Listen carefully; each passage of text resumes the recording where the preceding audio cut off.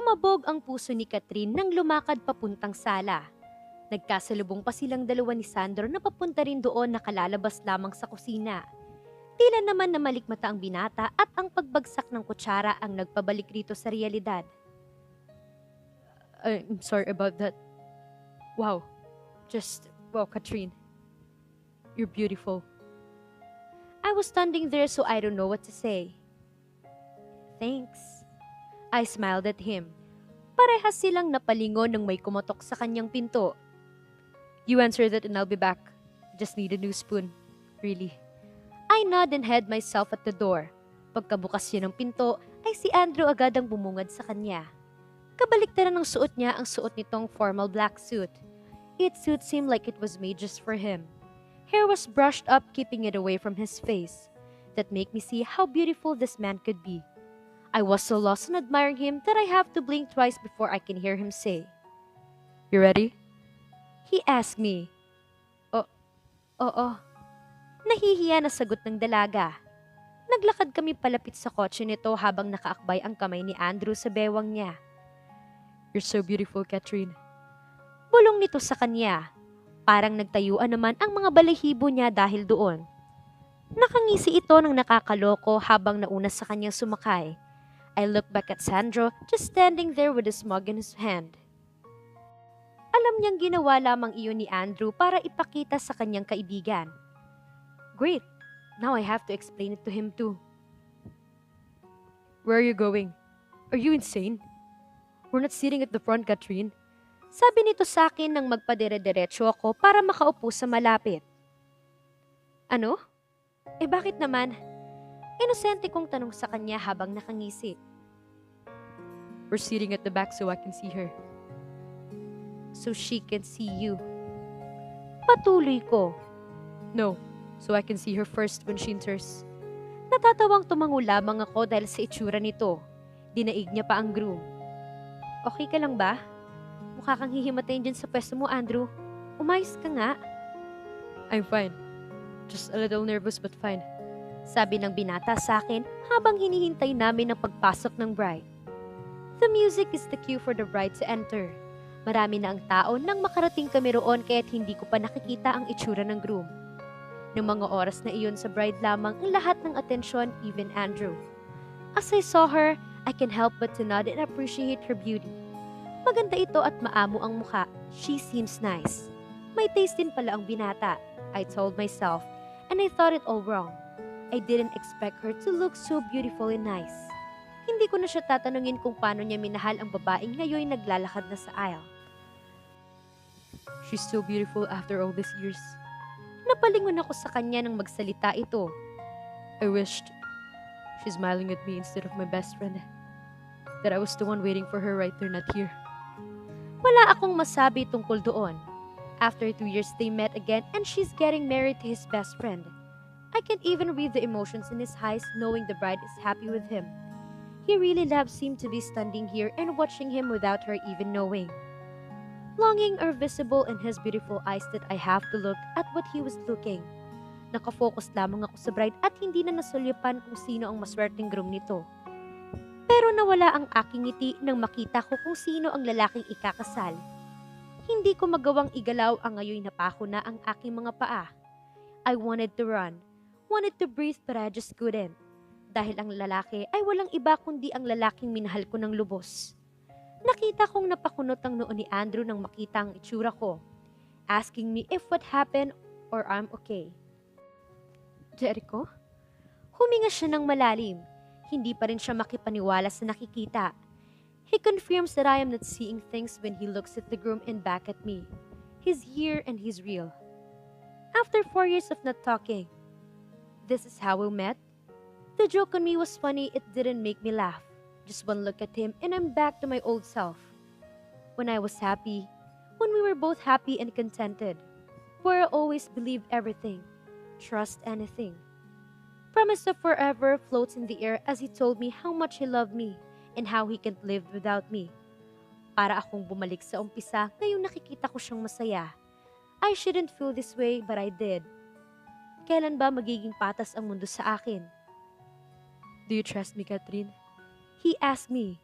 He looked calm and collected compared to me. My heart's beating inside my chest as I look into his hazel eyes. Hindi ako makapagsalita at tanging tango lamang ang aking sinagot ng mga oras na yon. Pinangako ko ng paulit-ulit sa aking sarili na kahit anumang mangyari ay hinding-hindi ko ito pagsisisihan. There's no turning back now that I gave myself to him. Too late to think about it. Too late to stop him. Buong puso kong ibinigay sa binata ang sarili ko noon. Walang ibang laman ng isip ko noon kundi gaano ko siya kamahal na handa kong gawin, ibigay at tanggapin at kahit anong bagay wag lamang siyang mawala. But I have no single idea that one simple and beautiful moment will change my whole life forever.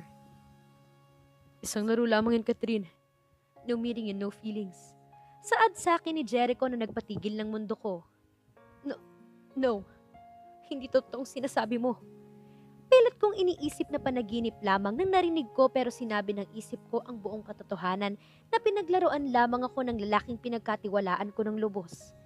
Hindi ako makapaniwalang siya at ang lalaking nangako, nagsabi at nagpaniwala sa akin ng tunay na pagmamahal ay iisa, na posible palang magbago ang isang tao sa aking kisap mata. I shouldn't believe anything he'd promised me. Shouldn't even trust him in the first place. But I did. Paano nila nagagawang paniwalain ka sa mga bagay na hindi naman totoo? How can someone be so cruel? The sad truth is they don't care if you're hurt or not, and you just have to accept that. After all you went through, in the end you just have to accept everything, just like that. He brings back so many memories but I can take my eyes away from him.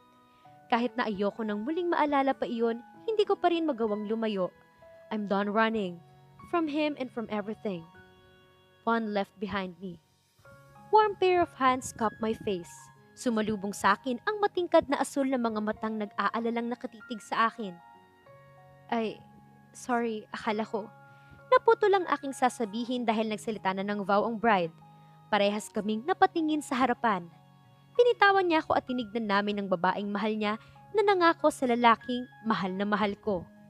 Hindi madaling umupo doon at makinig kung gaano nila kamahal ang isa't isa. Kung paano niya sabihin ang mga bagay na pinangako niya rin sa akin noon. Panoorin silang dalawa na maging masaya sa espesyal na araw nilang iyon. He used to do those things to me but not anymore. He looked so happy with her. That made me ask myself why. Anong meron sa kanya na wala ako? I have to blink back to fight my tears that burns my chest. They make a perfect match. Biro ko na lang kay Andrew sa kabila ng halo-halong emosyong aking nararamdaman. Tumawa ito at umiling. It hurts me watching them from here, Catherine. I loved her so much that I can't feel happy for her.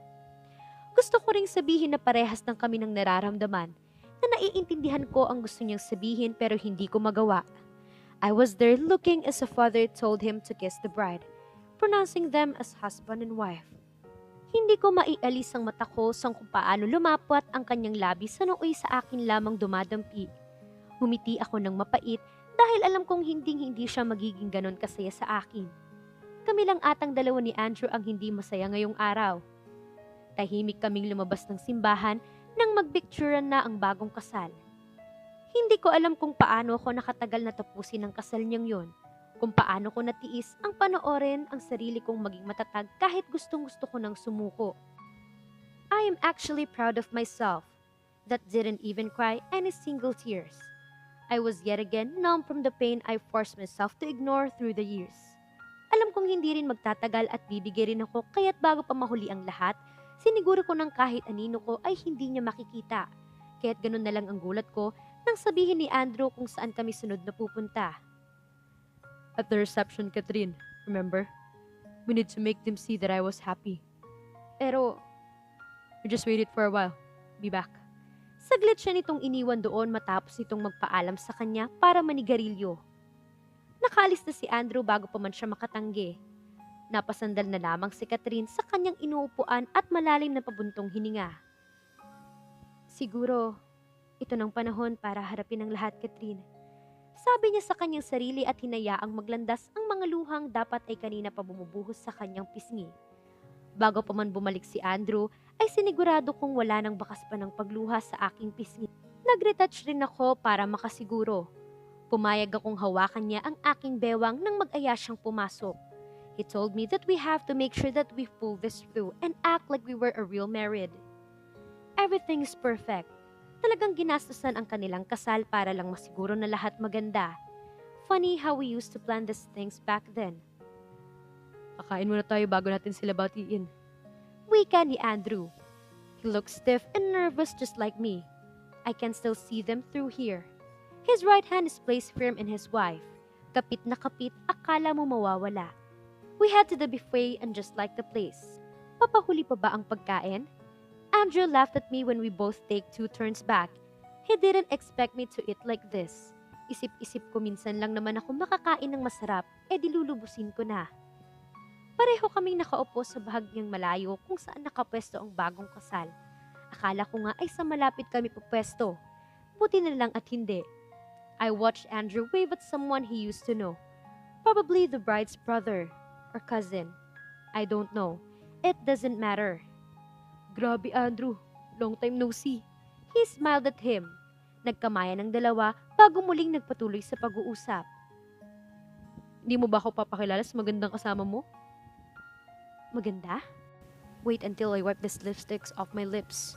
Baka dun maniwala pa ako kapag sinabi pa rin niya maganda ako. Of course. I would like you to meet my wife, Catherine. Catherine, this is Nico, Casey's brother. Did I just say wife? Me? His wife? Gusto kong matawa. Hindi ko pinahalata kay Nico ang namumuong inis sa aking nararamdaman. Malugod ko pa ring tinanggap ang kamay nito at gumiti. I found out that the bride is named Casey and this is his older brother. Hindi rin kasi nalalayo ang itsura nito sa kapatid. Wait, you're married? How come we never know about this? And when? Yeah, I know. It happens too soon. And we're married, right, love? I forced a happy smile at him. Hindi ko alam na may talento rin pala ang si Andrew sa pag-acting at paniwalang-paniwala ang kapatid ng bride sa kanya. I can't help but to roll my eyes as he kept on fed him lies. He just told him that we met at States and married there after a year. Grabe diba? Lusot na lusot. Wala nang next question na kung bakit hindi sila naimbita. Parang ang tagal na panahon na niya tong pinagplanuhan dahil di mo naisip gawa-gawa niya lang lahat ng sinasabi niya. He looks calm telling him those crap. Don't forget that his hand is still resting on my waist. Sinubukan ko na yung alisin ngunit lalo lamang niya akong pinapalapit sa kanya as they continued to talk about other stuff. Who would have thought? 1 taon ka na rin palang kasal. Time really flies so fast. Parang kailan lang kayo pa ni Casey. Anyway, enjoy niyo lang ang buhay may asawa. Iyon ang huling sinabi ni Nico bago umalis. Agad kong tinanggal ang kanang kamay na kanina pa nakaakbay sa akin. Hinarap niya ito bago magsalita. Love? Love mo mukha mo. Pasalamat ka't maawain ako. Pinigilan ko lang yung sarili kong huwag magsalita kanina. Inis na saad ni Catherine sa binata. Nakuha pa siya nitong ngisian gayong naiinis na siya. You need to relax, Catherine. Muli nitong binalik ang pagkakahawak sa kanyang bewang. Ang kaibahan lang ngayon nakaharap na siya rito. Kaya amoy niya ang ginamit nitong pabango. He was caressing my face with his thumb like he wants to say something. I don't know. I can't read the emotion in his eyes, no matter how long I stare into them. Parang may nakaharang doon na ayaw niyang ipakita sa akin. Muntik nang maglapat ang aming mga labi kundi lamang sa babaeng tumawag sa kanyang pangalan. Andrew, I haven't seen you for years. Mabilis akong kumalas sa kanyang hawak at pinanood itong yakapin ang matandang babae. I didn't know you were coming. I'm so glad you did. Napakamot pa sa ulo ang binata bago sumagot. Muli akong pinakilala rito but this time he didn't tell the lady that I'm his wife. Dito naman, of course I will. For old time's sake. That's all. He told him those words without bitterness.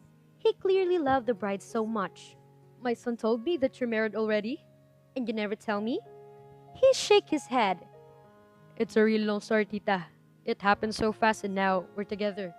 He looked at me with adoration in his eyes like he really meant everything.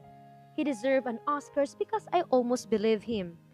Nakangiti naman si Catherine habang nakikinig sa kanilang usapan. Bilib na talaga ako sa kanya dahil nagawa niyang paniwalain ang ina ng ex niya.